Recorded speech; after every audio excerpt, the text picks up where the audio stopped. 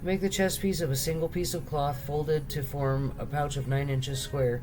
Mount 4 rows of gemstones on it. The first row will contain a red carnelian, a pale green peridot, and an emerald. The second row will contain a turquoise, a lapis lazuli, and white moonstone. The third row will contain an orange jacinth, an agate, and a purple amethyst. The fourth row will contain blue and green beryl, an onyx, and a green jasper.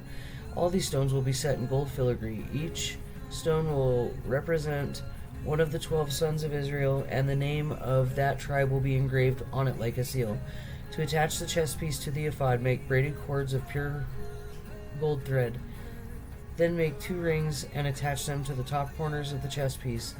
Tie the 2 gold cords of the 2 rings on the chest piece. Tie the other ends of the cords to the gold settings on the shoulder pieces of the ephod. Then make 2 more gold rings and attach them to the inside edges of the chest piece next to the ephod.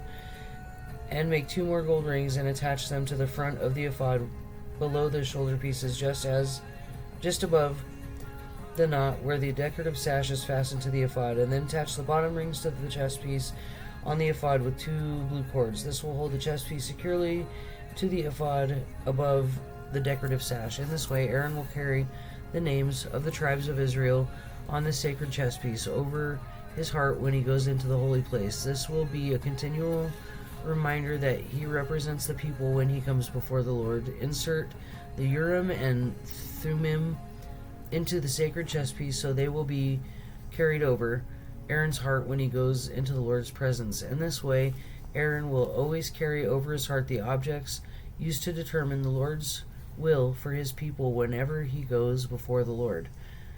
Additional clothing for the priests. Exodus 28:31-43.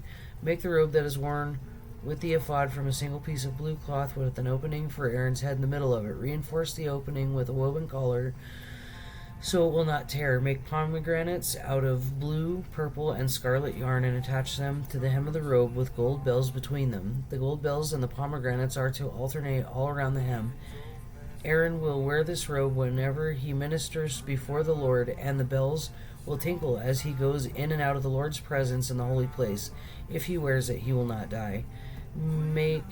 Next make a medallion of pure gold and engrave it like a seal with these words, Holy to the Lord. Attach the medallion with the blue cord to the front of Aaron's turban where it must remain. Aaron must wear it on his forehead so he may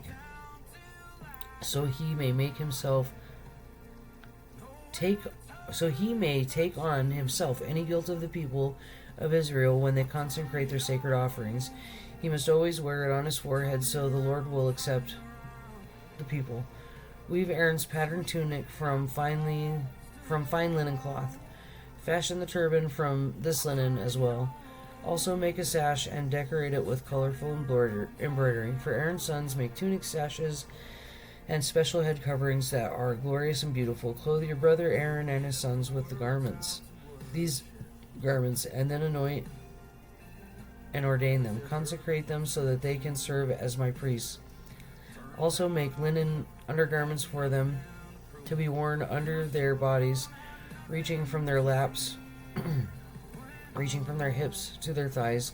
These must be worn whenever Aaron and his sons enter the tabernacle or approach the altar in the holy place to perform their priestly duties.